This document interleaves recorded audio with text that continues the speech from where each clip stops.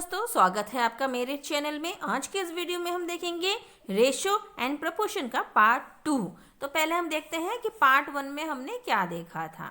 तो पार्ट 1 में हमने देखा था to understand the concept of ratios. अभी पार्ट 2 में हम देखेंगे to understand the concepts of proportion, और पार्ट 3 में हम देखेंगे to solve problems using unitary method. तो पार्ट 1 में हमने रेशो के बारे में देखा था, रेशो का डेफिनेशन देखा था। रेशो के दो टर्म्स होते हैं, first term and second term. कुछ उसकी प्रॉपर्टीज देखे थे। फर्स्ट टर्म को कहते हैं एंटीसीडेंट एंड सेकेंड टर्म को कहते हैं कॉन्सिक्वेंट। और इसमें कुछ रिमेंबर्स, कुछ नोट्स देखे थे हमने, एग्जाम्पल सॉल्व किए थे एक दो। देन प्रॉपर्टीज ऑफ रेशो था simplest form and equivalent ratios में उसको सिंपलेस्ट फॉर्म में करना पड़ता है कन्वर्ट, और उसको इक्विवेलेंट में करना पड़ता है, वो सब हमने देखा था। ये सब रिलेटेड थे रेशो के साथ। कुछ एग्जांपल्स देखे थे हमने। देन हमने देखा था to convert the fractional ratio into a whole number, उसके कुछ एग्जांपल्स देखे थे हमने। Then ratio as percentage, percentage में उसको कैसे हम एक्सप्रेस कर सकते हैं, और परसेंटेज को रेशो में और रेशो को परसेंटेज में कैसे कन्वर्ट करते हैं वो हमने देखा था। उससे रिलेटेड कुछ एग्जाम्पल्स लिए थे हमने, और हमने आपको एक्सरसाइज 6.1 सॉल्व करने के लिए दिया था। आई होप आप लोगों ने सॉल्व कर लिया है। अगर कुछ प्रॉब्लम है तो कमेंट बॉक्स में मुझे लिख के बताइए, मैं उनको सॉल्व करने की पूरी कोशिश करूंगी। तो अभी हम स्टार्ट करते हैं अपना पार्ट 2। तो चलिए शुरू करते हैं पार्ट 2। इसमें हम देखेंगे प्रपोर्शन के बारे में। So what is proportion? When two ratios are equal, then the four numbers forming the two ratios in order are said to be in proportion. अगर मान लीजिए दो रेशोज है, ठीक है, वो इक्वल है, and the four numbers forming the two ratios, इस तरह चार नंबर है, चार नंबर दो अलग अलग रेशो बना रहे हैं ऑर्डर में, तो उन्हें हम कहते हैं प्रोपोर्शन। दस four numbers A B C D, चार नंबर हमने लिया है ए बी सी और D, are said to be in proportion. उन्हें हम तब प्रोपोर्शन कहेंगे जब if A is to B is equal to C is to D. A का रेशो बी के साथ और सी का रेशो डी के साथ जब दोनों रेशोज इक्वल होंगे तब हम कहेंगे A B C D they are in a proportion. उनको हम प्रोपोर्शन में कहेंगे। We write it as A is to B proportion C is to D. तो यहाँ पे देखिए रेशो का जो सिंबल था उसमें सिर्फ दो डॉट ऊपर नीचे थे, और प्रोपोर्शन में क्या होगा, इस तरह के दो डॉट और दो डॉट, मतलब टोटल चार डॉट्स होंगे। ये है प्रोपोर्शन का सिंबल। ये देखिए यहाँ पर देखकर है प्रोपोर्शन का सिंबल। तो यहाँ पे दो रेशोज है, A is to B and B is to C, sorry A is to B and C is to D. तो ये दोनों रेशोज जब इक्वल होंगे, ये दोनों रेशोज जब इक्वल होंगे तब हमें कहेंगे कि ये दोनों, मतलब ये जो चारों नंबर्स है ए बी सी डी और ये दो ratio A is to B और सी इज टू डी, ये कैसे है, प्रोपोर्शन में है। और उसको हम रीड कैसे करेंगे, read it as A is to B is as C is to D. तो इसको ऐसे रीड करते, A is to B is as C is to D, ठीक है। Then here A, B, C, D are known as the first, second, third and fourth terms. तो A, B, C, D, इनको A को first term, B को second term, C को third term and D को fourth term कहा जाता है of the given proportion. इस प्रोपोर्शन के ये चार टर्म्स है, first, second, third and fourth, ठीक है। चलिए आगे देखते हैं। Then the first and the fourth terms are called the extremes. The first और fourth term है उनको कहते हैं extremes, क्योंकि ये आगे हैं और पीछे है। तो फर्स्ट और लास्ट जो टर्म्स है उनको कहते हैं एक्सट्रीम्स, और जो बीच के दो टर्म है बी और C, the second and the third term, they are called the middle terms और मीन्स। उनको मिडल टर्म भी कहते हैं या तो मीन्स कहा जाता है, ठीक है। चलिए आगे बढ़ते हैं। Then if four numbers are in proportion, मान लीजिए फोर नंबर्स है वो प्रोपोर्शन में है, then the product of the extremes is equal to the product of means. अगर चारों प्रोपोर्शन में है तो जब हम प्रोडक्ट करेंगे, मतलब इनटू करेंगे, किसका, एक्सट्रीम्स का, मतलब ए और डी का हम जब इनटू करेंगे, ए और डी को जब इनटू करेंगे तो वो इक्वल हो जाएगा मीन्स का प्रोडक्ट के साथ। मीन्स मतलब बी और सी, इन दोनों का इनटू करेंगे और ए और डी का जब इनटू करेंगे तो दोनों का आंसर सेम आएगा। दोनों का आंसर कैसा आएगा, इक्वल आएगा। That is if A is to B is equal to C is to D, then we cross multiplying we get A D is equal to B D. देखिए A और D को into करेंगे और B और सी को जब into करेंगे तो उनका जो आंसर आएगा वो सेम आएगा, मतलब दोनों इक्वल हो जाएंगे। चलिए आगे बढ़ते हैं। देखिए यहाँ पे एग्जाम्पल देकर है, consider the proportion 4:12 is equal to 100:300। ठीक है, एग्जाम्पल देकर है, here 4 and 300 are the extremes. तो यहाँ पे एक्सट्रीम्स कौन कौन से हैं, 4 है और 300 है। ठीक है, ये पहला वाला टर्म और लास्ट वाला टर्म, फोर्थ टर्म, ये दोनों एक्सट्रीम है। तो ये दोनों एक्सट्रीम्स हो गए, और ये जो बीच में है 12 और ये 100, ये दोनों क्या हो जाएगा, ये हो जाएगा means, middle terms, means. Okay, तो ये दोनों मीन्स है। नाउ हम प्रोडक्ट करते हैं, इंटू कर देते हैं। इंटू करें हमने, देखिए यहाँ पे 4 × 300 किया, हमको मिला 1200।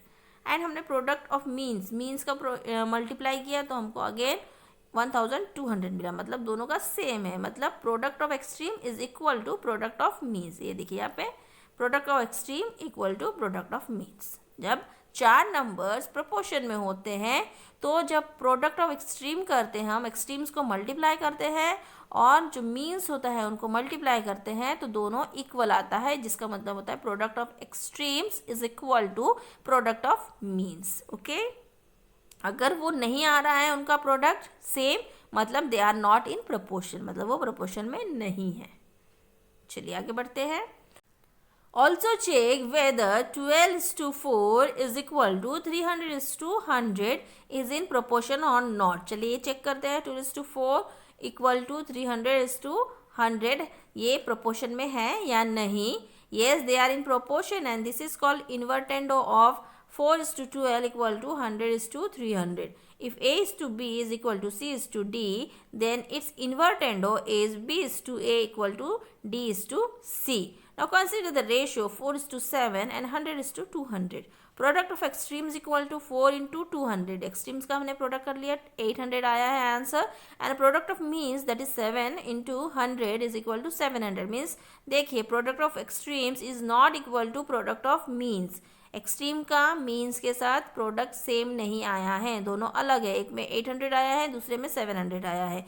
मतलब क्या हो रहा है, 4:7 इज नॉट इक्वल टू 100:200। मतलब ये रेशो में प्रोपोर्शन में नहीं है, 4:7 प्रोपोर्शन में नहीं है 100:200 के।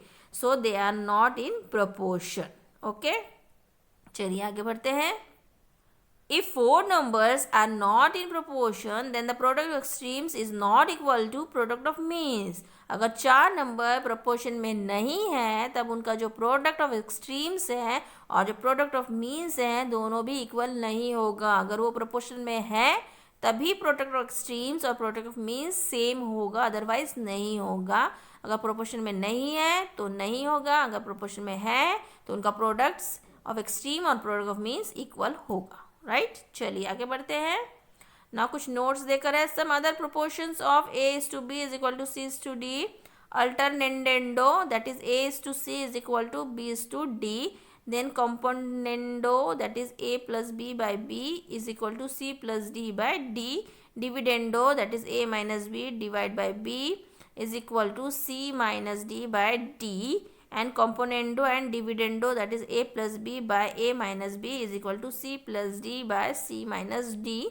तो ये सब हायर क्लासेस में आपको पढ़ने को मिलेगा। ये सारे जो अदर जो इसके प्रोपोर्शंस के अलग अलग जो टाइप्स है वो, तो ये मैं आगे आने वाले वीडियो में इनको भी मैं अच्छे से एक्सप्लेन कर दूंगी। ठीक है, चलिए आगे बढ़ते हैं।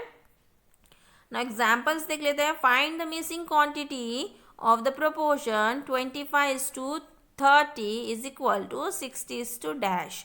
तो हमको इसका जो फोर्थ क्वांटिटी है, फोर्थ टर्म है, वो हमें फाइंड आउट करना है। तो चलिए फोर्थ टर्म को हम x मान लेते हैं। Let the missing number be x, इसको x मान लेते हैं, मतलब 4 टर्म्स जो है वो x है। सो हमारे जो क्वांटिटीज़ रहेंगे वो प्रोपोर्शन के वो कौन कौन से होंगे, 25, 30, 60 and x are in proportion. ठीक है, अब हम क्या करेंगे, product of extreme equal to product of means को निकालेंगे। तो प्रोडक्ट ऑफ एक्सट्रीम्स क्या हो जाएगा, एक तो 25 होगा, दूसरा x होगा, तो 25 इंटू एक्स इक्वल टू क्या होगा, product of means that is 30 into 60। 30 into 60 ले लिया हमने। अब इसको सॉल्व करेंगे हम, तो 30 इंटू 60 हो जाएगा 1800 और 25x हो गया। ठीक है, यहाँ पे देखिए 25x इक्वल टू 1800। अब हम क्या कर लेंगे, ये x को यही रखेंगे और ये 1800 और यहाँ पे जो 25 है इंटू में है, यहाँ जाके वो डिवाइड में हो जाएगा।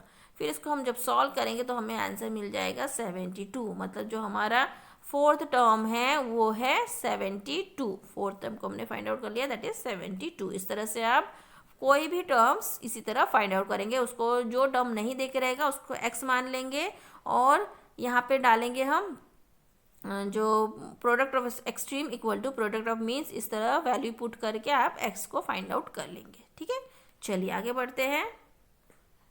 Now next example, if a is to b is equal to 2 is to 3, a is to b 2 is to 3 है और b is to c equal to 9 is to 5 और b और c क्या है 9 is to 5। Find a is to b is to c। अब हमें a, b और c find out करना है। यहाँ पे देखिए b के दो वैल्यू देकर, एक जगह 3 देकर है, दूसरी जगह 9 देकर है। ठीक है, तो कैसे फाइंड आउट करेंगे ऐसे टाइम में हम, b is common term in both the ratios, दोनों भी रेशियो में b कॉमन है। ठीक है, but the values of b in both the ratios are not equal, लेकिन दोनों में क्या है इक्वल नहीं है, अलग अलग है। So we make them equal by finding their LCM. अब हम उनको इक्वल करेंगे कैसे, उसका एलसीएम निकाल के। तो पहले इसमें क्या है b, पहले इसमें 3 है और दूसरे इसमें क्या है 9 है, तो 3 और 9 का एलसीएम क्या होगा 9 हो जाएगा। सो हम क्या करेंगे अब इधर फाइंड आउट करेंगे। देखिए a is to b is equal to 2 is to 3 ले लिया।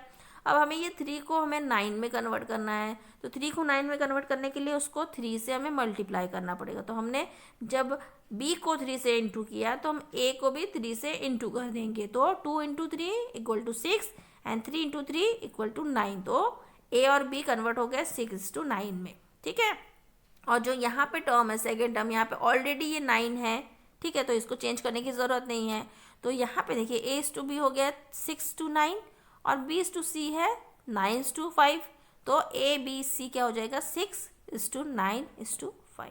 ओके, तो ऐसे टर्म्स में आपको उसका एलसीएम निकाल के उसको कॉमन करना पड़ेगा, दोनों में इक्वल करना पड़ेगा एंड देन आपको उसका रेशो लिखना होगा। ठीक है, चलिए आगे बढ़ते हैं। Now another example is here, divide ₹681,540 among 3 sisters. ठीक है, 6,81,540 रुपीज़ को हमको 3 सिस्टर्स में इक्वली डिवाइड करना है, डिवाइड करना है। सो समीरा, सबीना एंड शबाना, ये 3 सिस्टर्स है, such that Samira get twice that of what Sabina gets and Sabina get three times that of what Shabana gets. ठीक है, तो यहाँ पे रेशोज देकर हैं कि किसको कितने परसेंटेज में कितने रेशोज में मिला है। तो देखिए ratio of Samira amount to Sabina, Samira और सबीना, देखिए समीरा गेट ट्वाइस, यहाँ पे देखिए Samira get twice that of Sabina. ठीक है, तो यहाँ पे देखिए समीरा और सबीना का रेशो क्या है ट्वाइस और 1। ठीक है, क्योंकि उसको डबल मिला है समीरा को, तो समीरा को 2 मिल रहा है और सबीना को 1 मिल रहा है। And Sabina get thrice, Sabina को 3 टाइम मिल रहा है ज़्यादा एज कम्पेयर टू शबाना। ठीक है, तो यहाँ पे सबीना और शबाना का किया 3:1। ठीक है, तो देखिए दोनों जगह जो सबीना है वो कॉमन है, लेकिन उनका रेशियोज एक जगह 1 है और दूसरी जगह 3 है।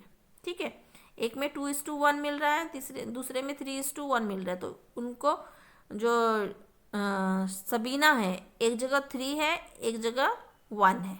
ओके, एक जगह 1 है, एक जगह 3 है, तो हमको इसके रेशियोज को सेम करना होगा। ठीक है, so multiply the ratio of Samira's amount to Sabina amount by 3 to make it the same. अब इनको सेम करने के लिए हमें इंटू 3 करना पड़ेगा। तो जब हम 3 करेंगे, एक जगह 1 था एक जगह 3 था, तो उसका एलसीएम 3 होगा। तो जब हमने मल्टीप्लाई किया, हमने कहाँ मल्टीप्लाई किया, समीरा और सबीना के अमाउंट में मल्टीप्लाई किया दोनों को 3 से।